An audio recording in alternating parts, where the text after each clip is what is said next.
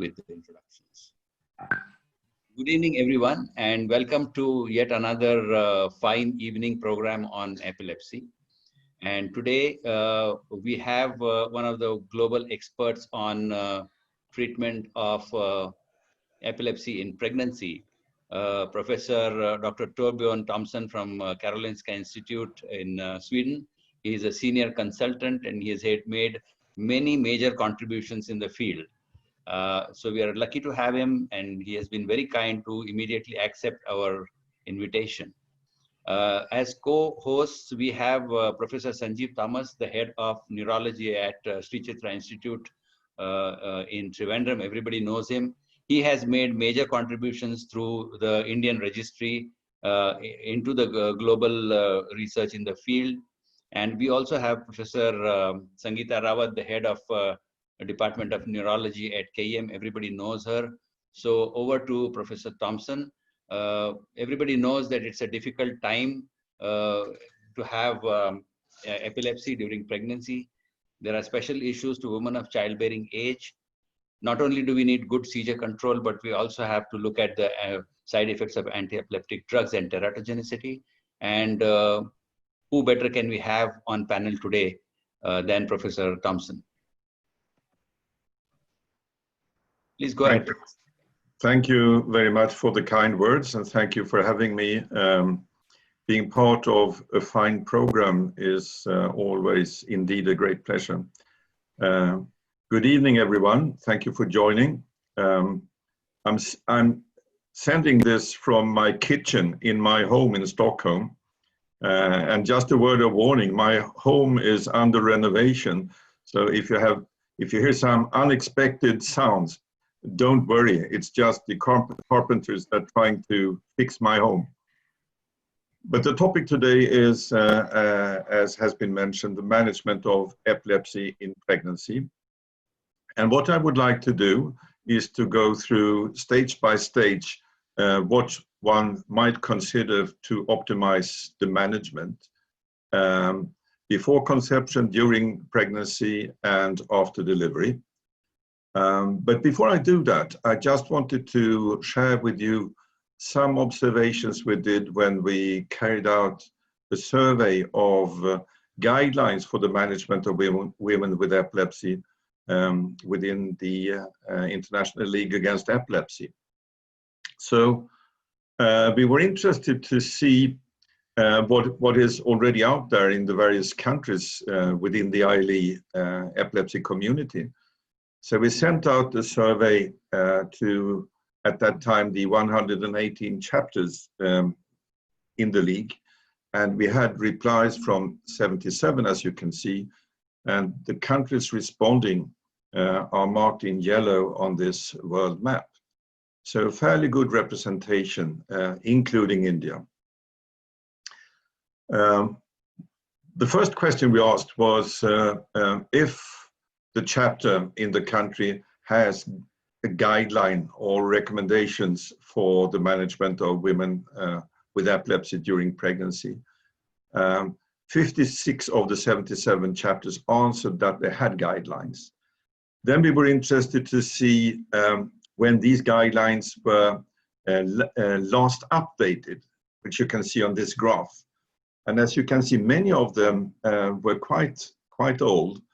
The red arrow here marks the year when the European Medicines Agency issued their recommendations for restrictions in the use of valproate. It's clear that not so few of the guidelines that were still in function in the various chapters were from the years before this restrictions on the use of valproate.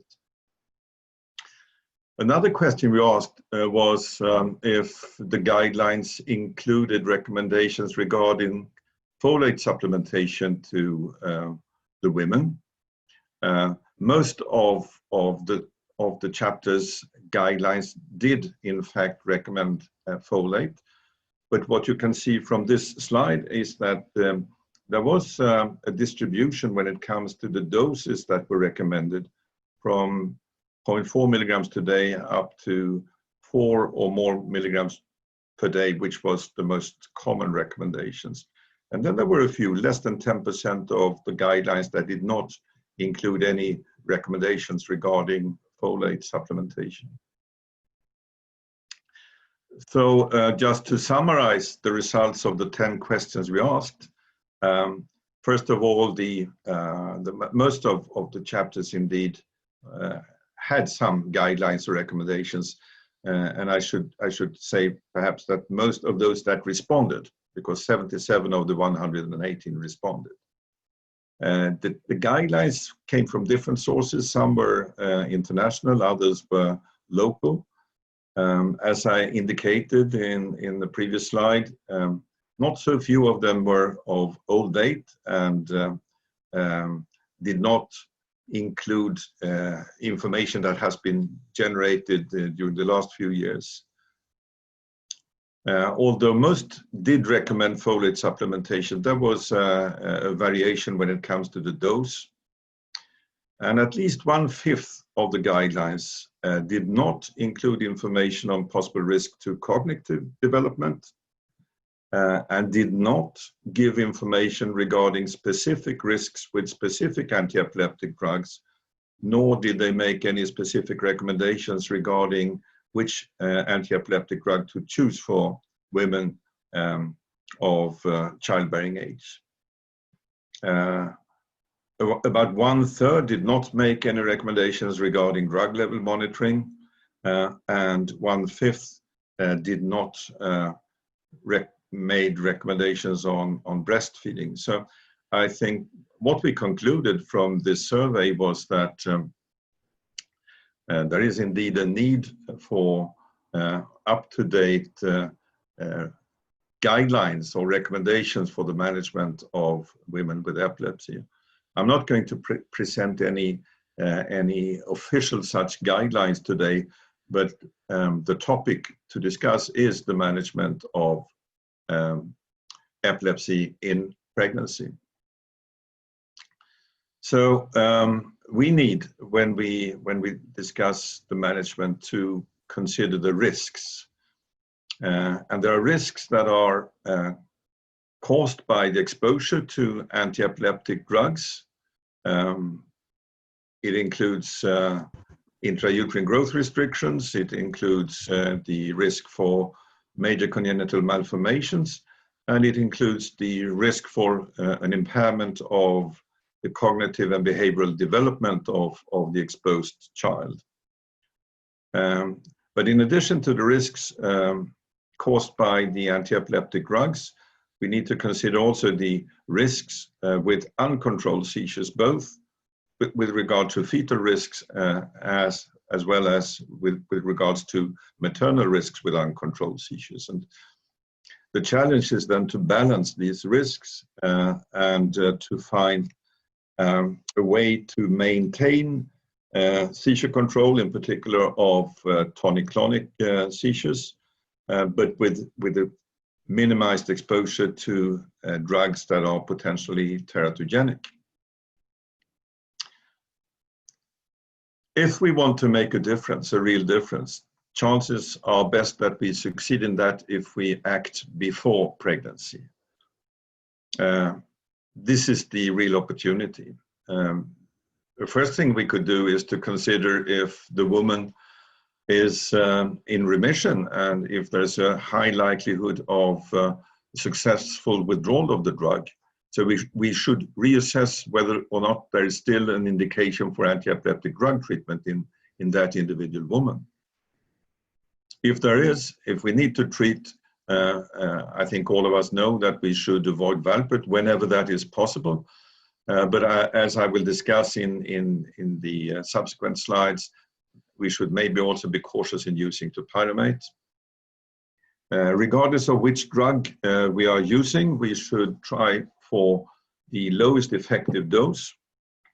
And if we have the possibility to do so, we should document the effective anti-epileptic drug concentration before conception. I'm well aware of that these possibilities are limited and the access to such drug concentration determinations varies across countries and within countries. And the final point to consider is folate supplementation. So I will discuss in the coming slides the background for these recommendations. And I will start with the risk of intrauterine growth restrictions due to exposure to anti-epileptic drugs. This slide is based on data from the Norwegian nationwide population-based pregnancy registry. In yellow, you see the risk for microcephaly, and in purple, you see the risk for small for gestational age. And what comes out as a signal here is a particularly high risk for both these adverse outcomes with topiramate exposure. This is not the only study that has found the growth restrictions with topiramate. There's another very similar population-based nationwide register study from Denmark coming to roughly the same conclusions. And in addition, you have similar observations from a different kind of study, the prospective North American anti-epileptic drug and pregnancy registry. What you see here along the x-axis is the prevalence of small for gestational age. And you see that topiramate again comes out with the highest risk. There's also a risk with phenobarbital and with zonisamide. But what 3 independent studies have shown is a risk in particular with topiramate for growth restrictions. So I think that is an important observation which we need to keep in mind. If we move on instead to major malformations, I don't know how it looks for you. Can I ask the organizers? The right side of my slides is hidden by videos. I can do like this. Is this okay? Are you okay? Anyway, so. It is okay. We can see the entire slide. Good, fine. So I continue then. So we move on now to what we call major congenital malformations. And this slide shows you data from 3 major registers. Europe, which is the International Pregnancy Registry, in which Kerala and Australia collaborates. We have the North American Anti-Epileptic Drug and Pregnancy Registry and the UK and Ireland Pregnancy Registry. So data from each of those 4 different monotherapy exposures. Along the y-axis, you see the prevalence of major malformations with these monotherapy exposures within the different pregnancy registries. And for most of the drugs, you have very similar observations. You have levetiracetam, lamotrigine, and oxcarbazepine with low malformation rates on the one hand. And at the other extreme, you have high malformation rates with valproate in all of them. And then the other drugs come somewhere in between. If we look at the Europe pregnancy registry, the latest update was 2 years ago, where we focused on the 8 most frequently used anti-epileptic drugs in monotherapy. And for 4 of them, we found a dose dependency in the rate of malformations for valproate, for phenobarbital, for carbamazepine and lamotrigine. Here along the x-axis, you have the malformation rates, and you can see that for each of these drugs, with increasing dose, you increase the rate of malformations. So you need to keep in mind not just which drug the woman is on, but also what dose. Just to give you examples, if we look at the malformation prevalence with children exposed to valproate at the lowest dose category, up to 650 milligrams per day, the rate was very similar to the one found in the Europe study with a high dose of carbamazepine, over 700 milligrams per day. Whereas if you look at the low dose category of carbamazepine, the risk of malformations was very similar to that of a high dose of lamotrigine. So it's not just which drug, it's also which dose of that specific drug. So you need to compare each drug at a certain dose level with alternatives at specific dose levels. And if you go to the publication in Lancet Neurology in 2018, you will find more than 30 such specific comparisons between different drugs at different doses at the time of conception when it comes to risk of malformations. And the next slide shows one way of doing this, making such comparisons between many different treatments. Here we've selected lamotrigine at the low dose category, up to 325 milligrams per day as the reference, and then calculated the odds ratios for malformations with other different medications at different dose levels. And if you go from left to right, you can see that, in fact, with a low dose of phenobarbital, up to 80 milligrams per day, or any dose of levetiracetam and oxcarbazepine, the risk was very similar to the one with a low dose of lamotrigine. Whereas if you go to the right, you will see that high doses of phenobarbital, here in blue, are associated with greater risks. And in purple, you have the dose-related risks with valproate.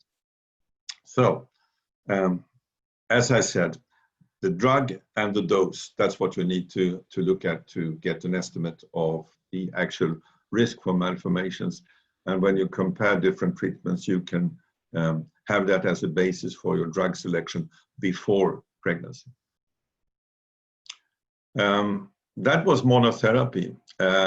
Polytherapy, we tend to consider automatically is worse than monotherapy. I would say that this is not necessarily always the case. Again, we've used data from the Europe pregnancy registry. We looked at valproate specifically here as monotherapy in combination with lamotrigine or in combination with anything but lamotrigine. And we looked at the risk for malformations at different dose levels of valproate, as you can see. So if we look at the prevalence of malformations with valproate in duotherapy in combination with lamotrigine or any other anti-epileptic drug, the risk, in fact, is lower if we look at the duotherapy at the low dose of valproate compared to monotherapy with valproate at a higher dose. So it seems that if you have to use valproate to maintain seizure control, it's probably better if you can reduce the valproate dose by adding another anti-epileptic drug and keep down the dose of valproate.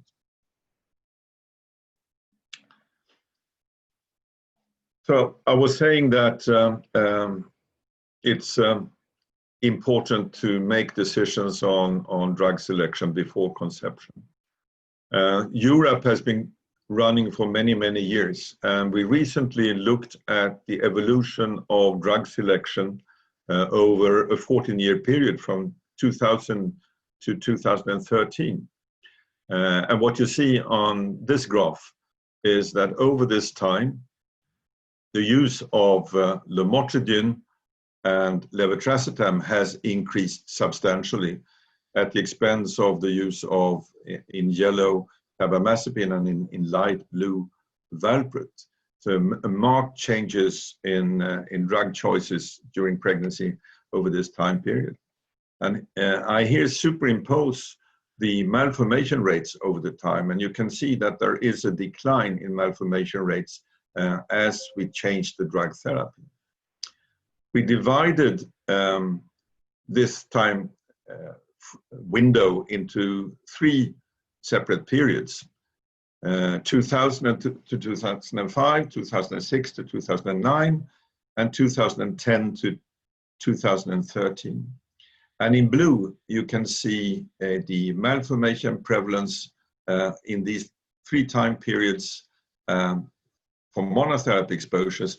In orange, you have polytherapy exposures. And you see a gradual decline both for monotherapy and polytherapy exposures over time in the Europe cohort.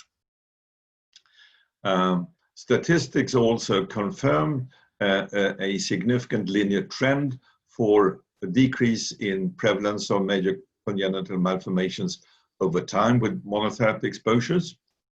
However, when this analysis was adjusted for changes in the use of anti-epileptic drugs or anti-seizure medications, there was no longer any trend.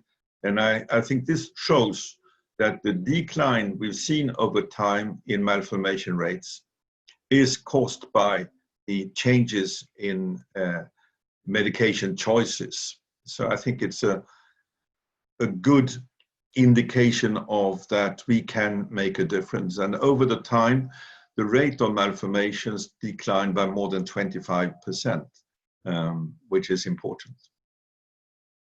There was also a change in the types of malformations. You see 8 different types or categories of malformations during the 3 time periods here. And the bars in yellow showed hypospadia, in brown, neural tube defects, and in light blue, polydactylies. And you see a decline over time in all these 3 types of malformations. Clearly the changes we've seen over time have been associated with a better outcome in terms of fewer malformations. The question is, what about seizure control? The left panel here shows tonic-clonic seizures during pregnancy in blue and in orange during delivery during the 3 time periods. And there was no trend whatsoever for an increase in proportions of pregnancies with major convulsive seizures over time. The right panel shows pregnancies with status epilepticus. The blue are convulsive, the orange are non-convulsive. Here the trend is in the opposite direction, but the numbers are so small, so I don't think one should draw any strong conclusions. The important message is that there was no trend whatsoever for an increase in the proportion of pregnancies with seizures, nor proportion of pregnancies with status epilepticus in parallel with these changes in medication that we saw over the 14-year period. So I think that's good and useful information. A very recent publication from the Australian Pregnancy Registry, they looked specifically at changes in medication before conception, in particular for valproate. They had, as you can see, more than 400 pregnancies where valproate medication was not changed before conception. They had 52 where the valproate dose was reduced, and they had a bit more than 100 where valproate was ceased. So no valproate during pregnancy. It was taken away before conception. Clearly, the prevalence of malformations was lower in the group that had withdrawn their valproate treatment before conception, and also seemed to be lower among those that had a dose reduction. If you look at the number with seizures, there was slightly higher proportions of pregnancies with seizures among those that had valproate doses reduced or valproate withdrawn during before conception. So here it seems that specifically with valproate, there was a bit of a price to pay in terms of seizure control, but the gain in malformation rates was very significant. So turning now from structural malformations to cognitive outcomes, I'm sure you're familiar with this landmark study, the NEED study from the US. The upper panel shows IQ at age 6 among infants that have been exposed in utero to either carbamazepine, lamotrigine, phenytoin, or valproate. Women were recruited in early pregnancy and the children were followed up until 6 years of age.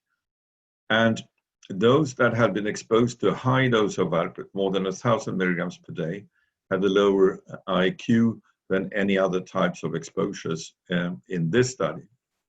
If you go to the lower panel, this is partly the same cohort of anti-epileptic drug exposed, but there are a few more pregnancies, and there were also new reference populations included. One women with epilepsy that was untreated, and one children of healthy mothers. Again, you see that a high dose of valproate was associated with a lower IQ than the controls or the other treatments. And in this study, although it was 50% the same exposed children, the high dose was defined as 800 milligrams per day or above that. However, unfortunately, there were no really safe doses of valproate. Even those that had been exposed to doses below 800 milligrams per day of valproate had increased need for educational interventions and support. So unfortunately, no completely safe dose levels of valproate when it comes to cognitive outcomes.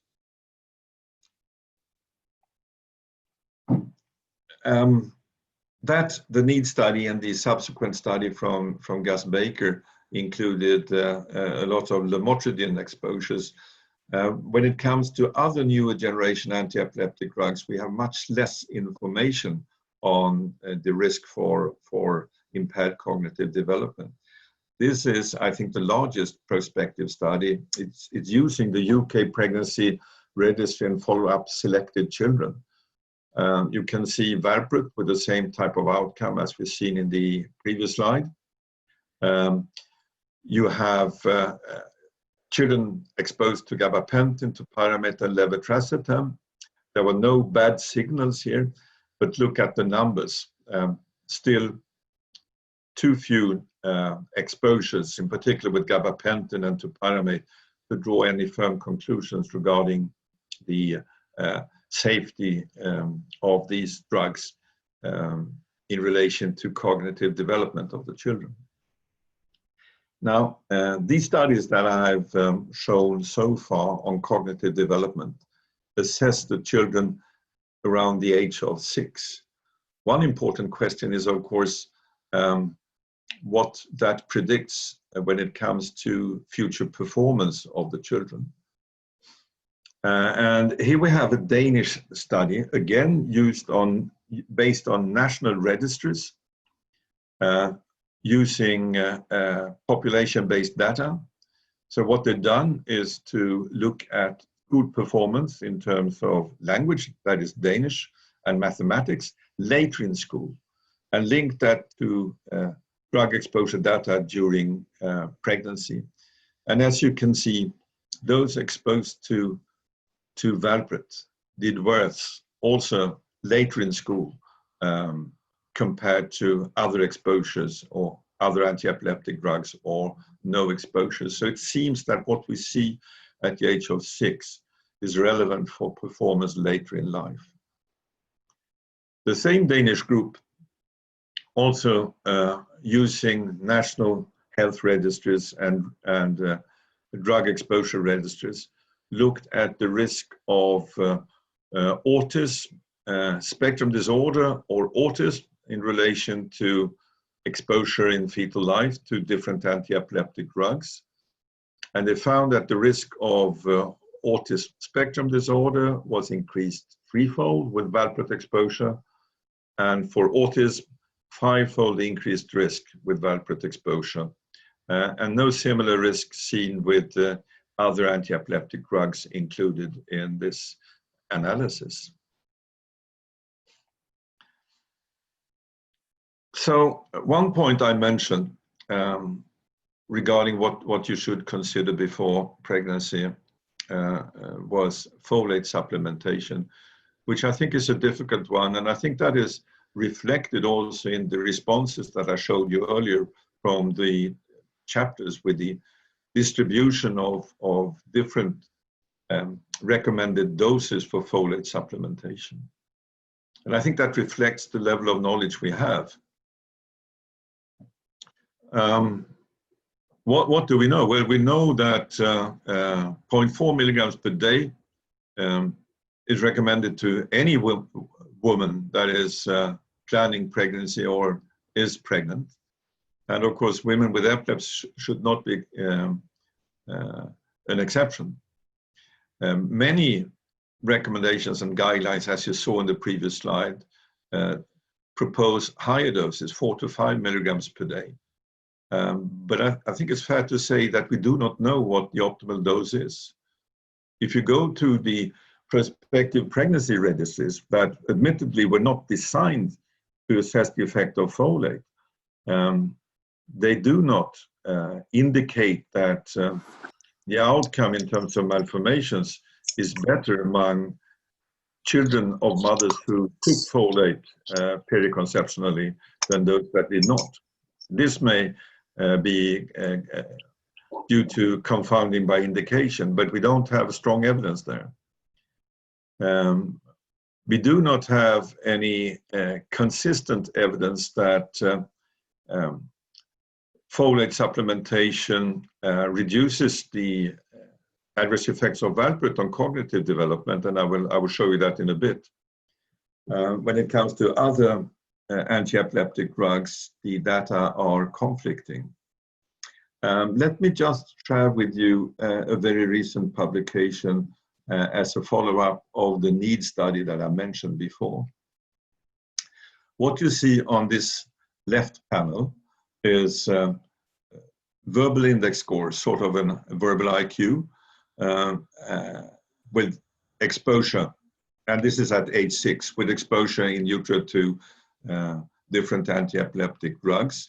The solid lines represent the results in children whose mothers took folate periconceptionally, defined as starting 1 month before conception at the latest. The dashed lines are the results of children whose mothers did not take folate. And if you look at the bottom, you see there's a significantly better performance among children of mothers who took folate if you combine all medications. But if you look at valproate, unfortunately, you don't see this beneficial effect. The right panel shows nonverbal index scores, and the pattern is the same. You see a difference, a slight difference in favor of folate use if you combine all medications, but no such difference for those exposed to valproate. The question is also about doses, and the table you see here shows the distribution of doses in the NEED study. You see that among those that took folate, most of them were on 4 milligrams or more. But there was a wide distribution. And in the statistical analysis, the result, and I quote, was an effect for folate on full-scale IQ at age 6 was seen with doses above 0.04 milligrams per day. That is above all of the dose, or that includes all of the doses that are listed here. So in fact, the statistical analysis could not identify any difference in the outcome between the doses that actually were taken by most of the women. So the bottom line is, unfortunately, we don't know what is the optimal dose of folate supplementation for prevention or reduction of adverse effects of anti-epileptic drugs on cognitive development of the offspring.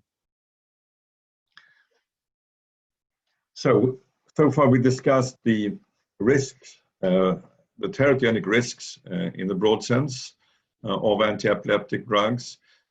These need to be balanced against efficacy, as we discussed.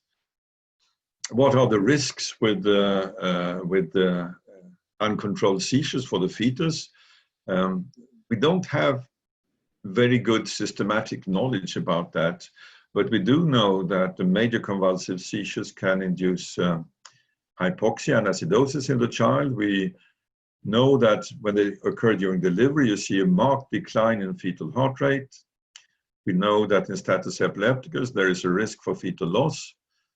And we have one study, or maybe two, that suggest that frequent major convulsive seizures of the mother during pregnancy could be associated with a lower verbal IQ in the offspring.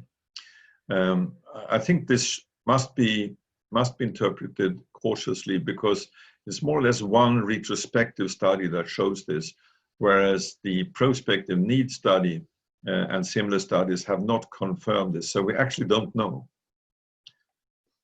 But we need to consider also the usual maternal risks with uncontrolled seizures. I would like to stress in particular that maternal mortality is increased among women with epilepsy, and it seems to be increased tenfold compared to among women that are not pregnant, that do not have epilepsy, sorry. In the UK audit of maternal mortality, the majority of deaths during pregnancy in women with epilepsy were SUDEP deaths. And in many of those, it seemed that the women had stopped taking the medication because of fear of teratogenic effects of the anti-epileptic drugs. So I think it's fair to say that for maternal and fetal safety, it's reasonable to, and even important, to maintain seizure control, in particular of the major convulsive seizures, also during pregnancy, even if it means that we have to use anti-epileptic drugs with some teratogenic risks. So that was a background for decisions we can make and take before conception. What about during pregnancy? Well, because of the risks that we discussed with seizures, we should avoid seizure precipitants. We should monitor treatment to maintain seizure control using the tools we have. I think there are good reasons to be conservative when it comes to switches or withdrawals of anti-epileptic drugs. Where it's possible and acceptable, we should offer prenatal diagnostics. I'm not going to go into that. And we should prepare the woman for delivery. So I would discuss this a bit more. And I would discuss the well-known impact of pregnancy on drug levels, or levels of anti-epileptic drugs, and the meaning of that. I made a very simplistic table here where I divided anti-epileptic drugs into different categories depending on average changes in drug concentrations during pregnancy. On the left side, you have anti-epileptic drugs where we see 50% or more decline in serum concentrations during pregnancy. Lamotrigine in particular, levetiracetam, oxcarbazepine, and sunisamide. We have a group with modest changes, we have a group with minor changes, and then we have a growing group for which we have insufficient data. We really don't know to what extent the pregnancy affects the serum concentrations. An important question is, of course, if these changes matter. To the left, you see a study conducted some years ago by Paige Pennell and her group looking at lamotrigine pregnancies.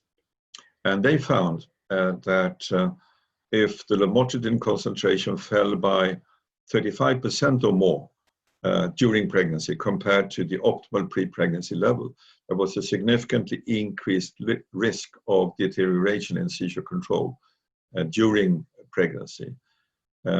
And that has in fact been confirmed in subsequent follow-up studies that did include not just lamotrigine, but also other anti-epileptic drugs by Paige Pennell's group. To the right, you see a meta-analysis looking at the possible effect of drug level monitoring in lamotrigine pregnancies. The upper part of the panel shows 3 case series where drug level monitoring, therapeutic drug monitoring, was used to adjust the doses of lamotrigine during pregnancy. The lower panel shows case series where drug level monitoring was not available or not used to adjust the doses of lamotrigine during pregnancy. And you can see that the rate of deterioration in seizure control was higher in the group where drug level monitoring was not used. So I think it's clear that if you have access to it, it's useful and should be used. Another question is, once pregnancy is established, is there any point in making changes of the medication? I'm not talking about adjusting the dose, I'm talking about switching or withdrawing treatment with the aim of improving the outcome in the offspring. Just to remind you of what you all know, that when it comes to malformations, the sensitive period is the first trimester and the first part of it. So at the time when the women inform us of their pregnancy, it's probably too late to make any meaningful changes in the medication. But it's reasonable to assume that exposure throughout pregnancy can have consequences for growth and for cognitive and behavioral development. So if we look at the risks associated with a drug withdrawal or a switch from one drug to another during pregnancy, you see to the left here data again from Europe, where we specifically looked at a group that maintained their valproate medication stable, which was the biggest group. We looked at the group that withdrew the treatment during pregnancy, and we looked at the group that switched from valproate to any other medication during pregnancy. And you can see in the graph that there was a significantly increased risk of having major convulsive seizures in the groups that withdrew valproate or switched from valproate to another drug during pregnancy. So there is a risk. Is there a gain? Here I'd like to share with you data from Professor Sanjeev Thomas's group, the CREP registry.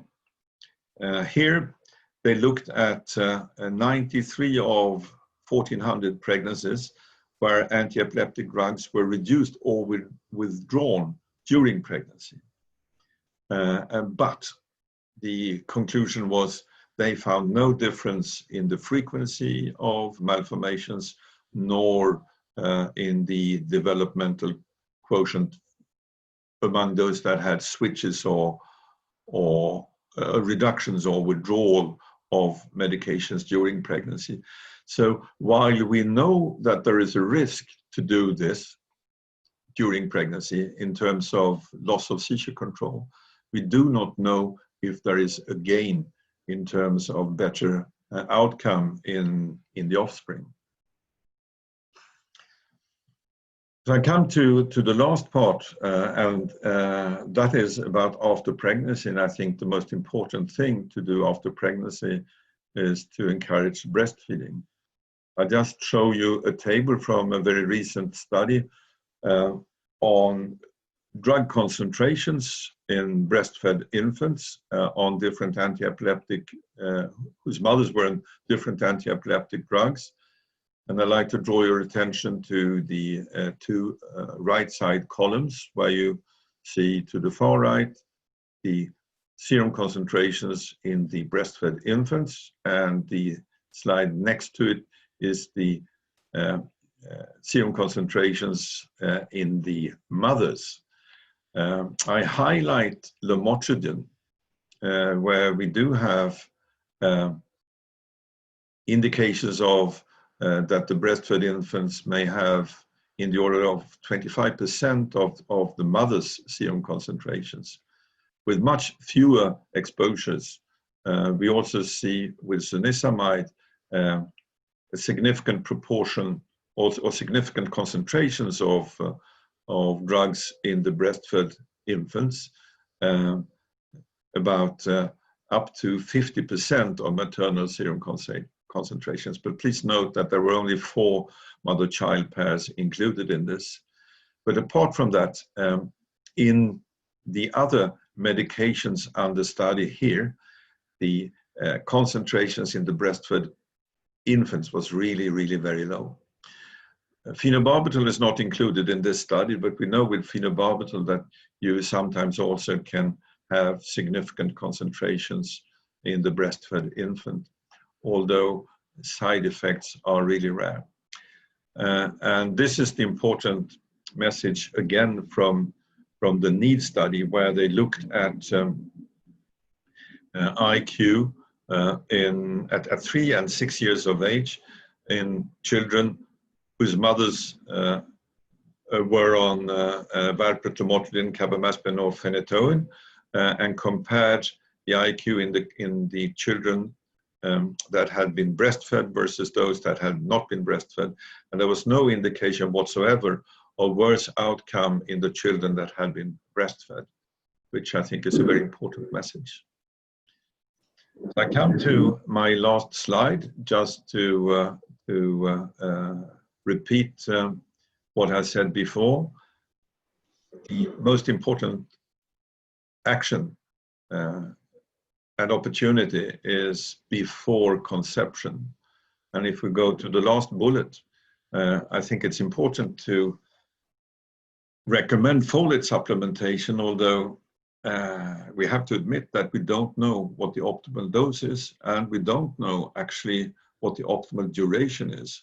Most would agree that you should start at least 1 month before conception, but the studies that are available actually look mainly at use up to and including the first trimester. The question is if supplementation should continue throughout pregnancy, and we really don't know that. I discussed what we should consider during pregnancy, and I think I made a point that we should be very conservative with switches and drug withdrawals once pregnancy is established, because there are risks while we do not know if there are gains. And breastfeeding could be recommended in most cases. If you want to read more about this, I can refer you to a publication from the Epilepsy Task Force on Women and Pregnancy. It's open access in epileptic disorders. And I think that summarizes much of what I said and also expands on a few matters that I didn't have time to cover.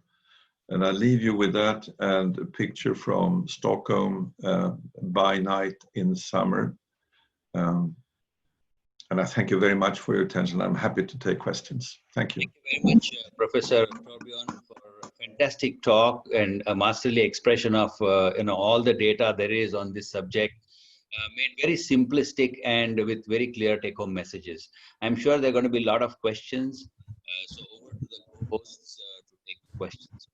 Professor Thomas and Dr. Sadawat. Hello, Dr. Thompson. It was a very, very good lecture. And I think you said the guidelines very clearly. So there are many questions. But first thing I think in India, which we face is unplanned pregnancy. You know, patient, they already come when they're already pregnant in second or third month of this thing. And I think there are many questions on that. If they are on valproate during this, do we add lamotrigine to it and reduce the dose of valproate? Or do we replace it with levetiracetam, or we don't do anything and continue what it is? So the question was, if the woman is already pregnant and on valproate, Right. I would really not consider adding lamotrigine at that stage. If you add lamotrigine to someone on valproate, we all know that the risk of adverse effects and serious cutaneous reactions to lamotrigine is very high, unless you do it so slowly that it's meaningless to do during pregnancy. So I don't think that works. One alternative is, of course, levetiracetam, but of course we don't know if I'm adding a medication during pregnancy that you don't know if the person is tolerating, the woman is tolerating, and we don't know if it's effective. And you do that hoping that you would reduce the risk of teratogenic risks. We don't know that. What you do, and it's very unlikely that you would have any chance of reducing the risk of malformations because you're too late. And if you want to do a shift safely, this is not something you do within a week or so. You would take longer, and therefore I think it's unrealistic. So I think the best is that when patient is already pregnant, you continue whatever they're on anti-epileptic there. What I would do is to look back into that woman's history to see if there's any indication that she's on a higher dose of valproate than needed. Because sometimes you can figure that out by looking at the medical records from the past. And so maybe I could consider reducing the dose of valproate if I have indications of that could work from the past. Any advantage of controlled release? There is one more question, whether there is an advantage of controlled release valproate during this. It's a very good question to which there is no good answer. The only data I'm aware of regarding this comes from mice experiments back in the early 90s, indicating that it's the peak concentration rather than the overall exposure that's important. But that's only mice. The only clinical study that has looked at this, to my knowledge, is from the UK pregnancy registry, where they looked at different formulations of valproate, and they found no difference. So there are no clinical data to support that the risk is reduced by switching to a slow or a controlled release, unfortunately. To my surprise, the European Medicines Agency recommend switch to controlled release of valproate, despite the fact that there's no clinical evidence whatsoever for that. Okay. Sanjeev, you want to ask? No, I think there may be other questions. Yeah, there is one more on zonisamide. If someone has written, in continuum, the zonisamide is pretty safe along with the levetiracetam and lamotrigine, but SGA, small for gestational, is quite high. So what's your comment on that, zonisamide? I got the first part of your question, and I can take that, and then you can repeat the last part, please. But when it comes to malformations, data are building up, and there are a few hundreds of sunisamide pregnancies reported, in particular from the North American Pregnancy Registry. And if you look at that, the prevalence of malformations looks low and good. But I'm not aware of any good sizable data on cognitive outcomes.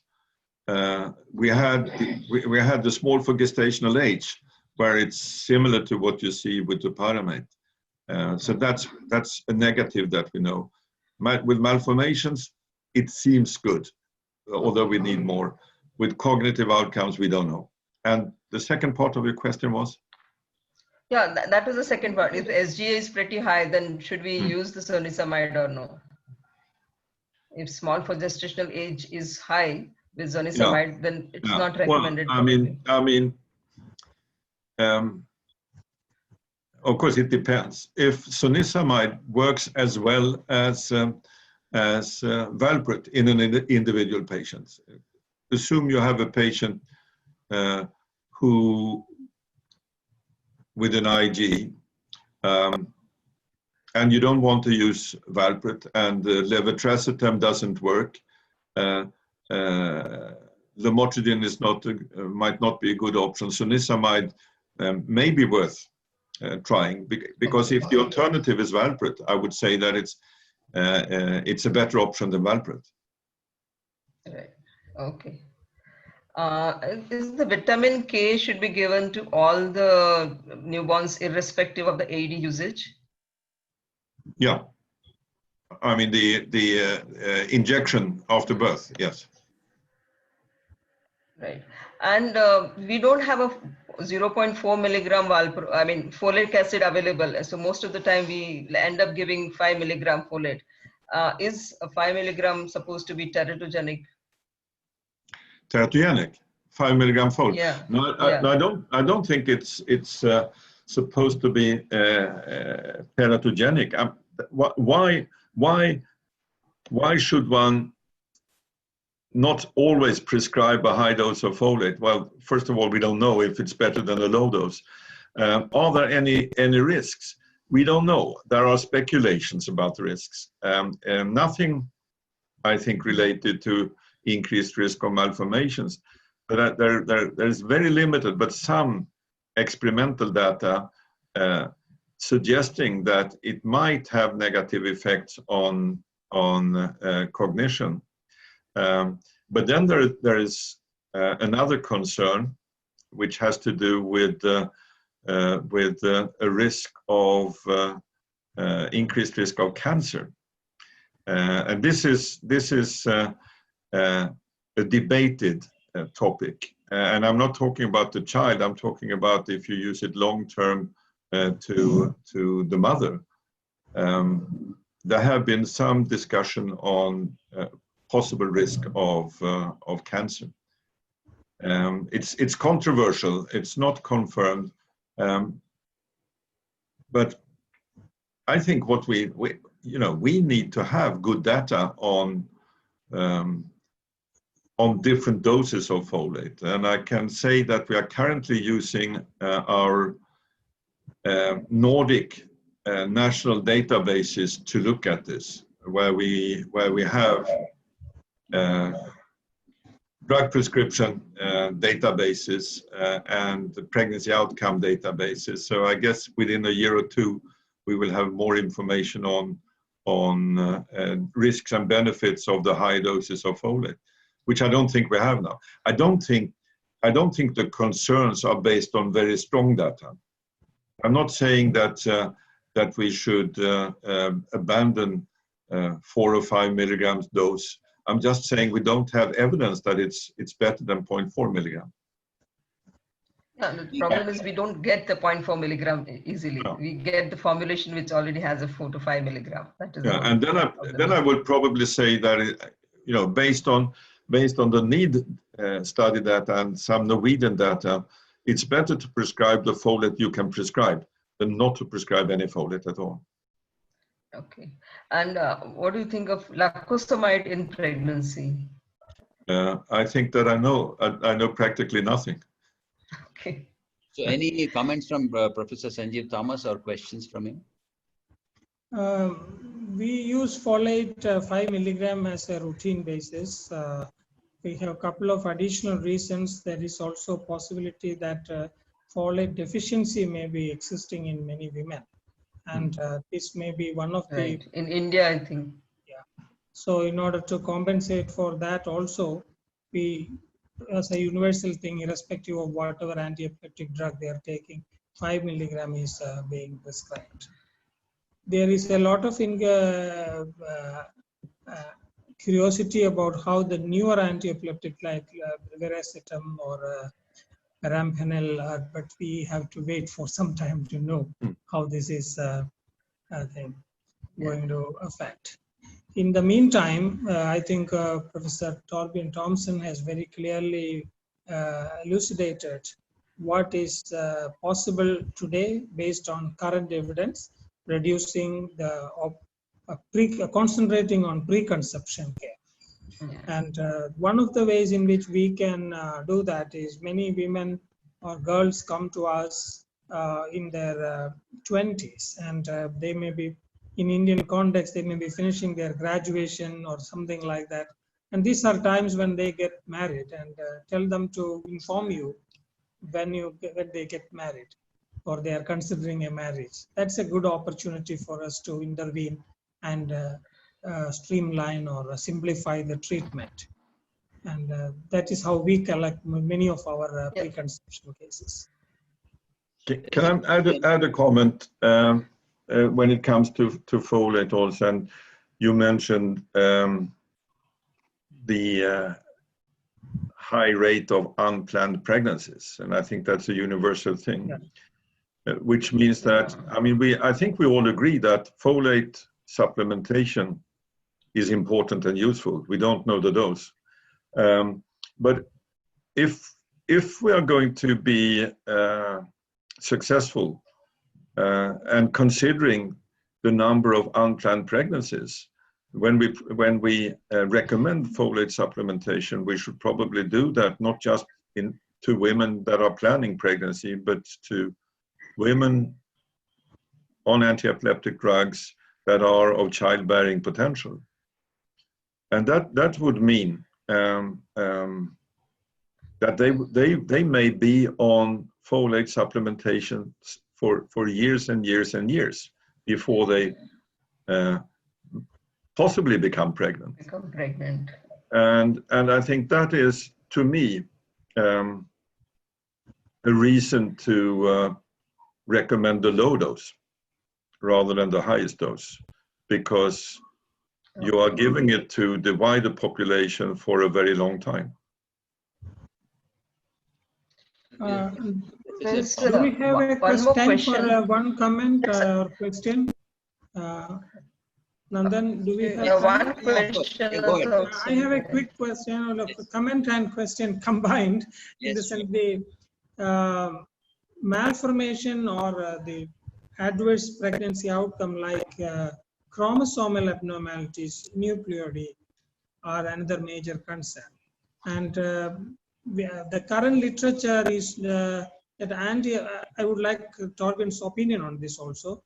Anti-epileptic drugs do not increase the risk of trisomies.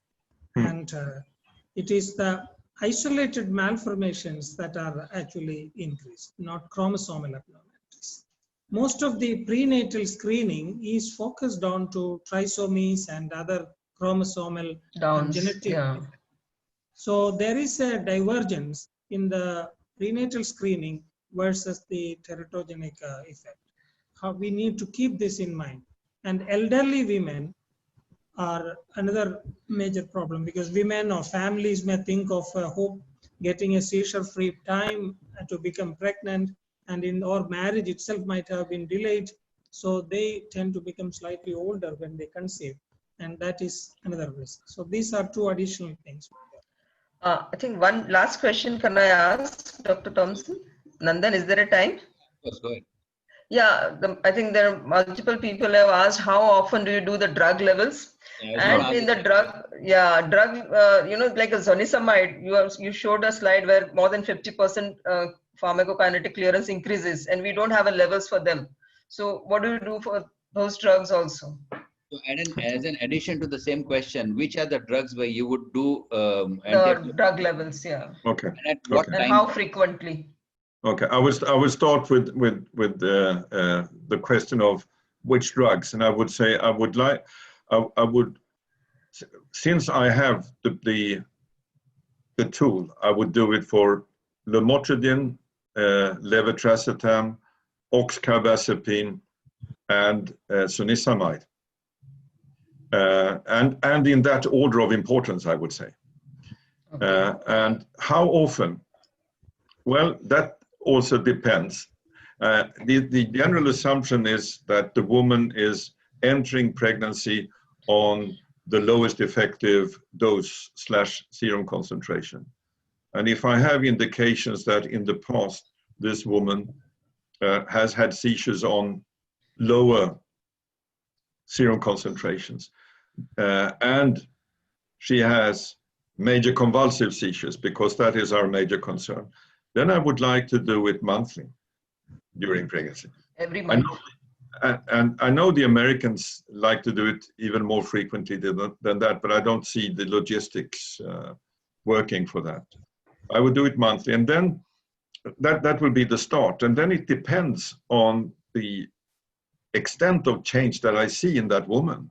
If it's a dramatic change, I might do it more frequently. If it's seems stable over the first 1.5 trimesters or 2 trimesters, I might not do it as frequently. So there is an inter-individual variation, you mean? Yes, yes. Yeah. Right. Yeah, I think even in And lamotrigine there are the question about what to do when you don't have drug drug level. level monitoring, and this is something that Professor Thomas and I have discussed, and where we have specifically asked for your opinion and your experience. So maybe you Sanjeev, can. please go ahead. We have no access to drug level estimations, so we are going empirically. The seizure count or the seizure burden pre-pregnancy is the index that we use. During pregnancy, for generalized epilepsy JME patients, we take an increase in the myoclonus as a forerunner of adverse seizures. So if the woman is showing myoclonus, then we go ahead and increase the dose.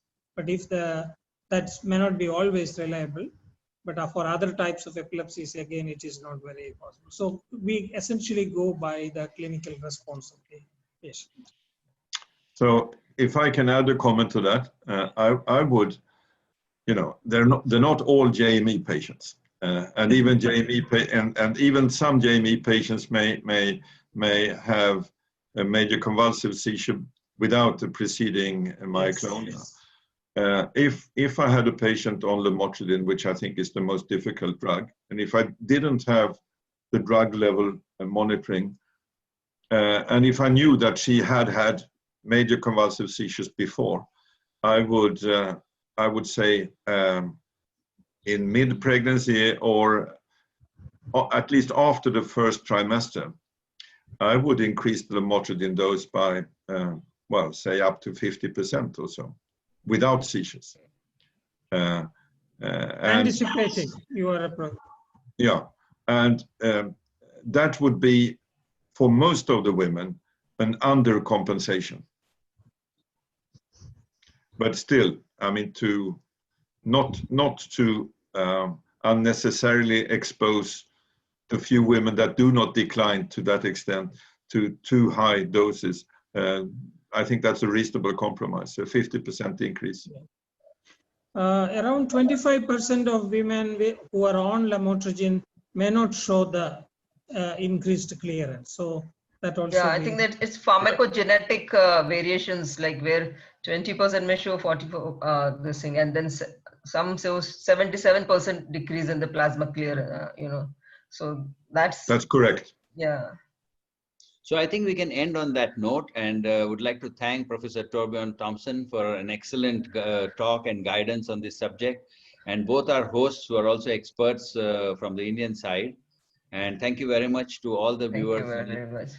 Thank you It's very our much. pleasure Thank to you. be once Thank again you. with Torbjörn. Yeah, thank you, Tomson. Thank you, Sanjeev. Hi, hi. Thank you. Yeah. Take care. Okay, bye-bye.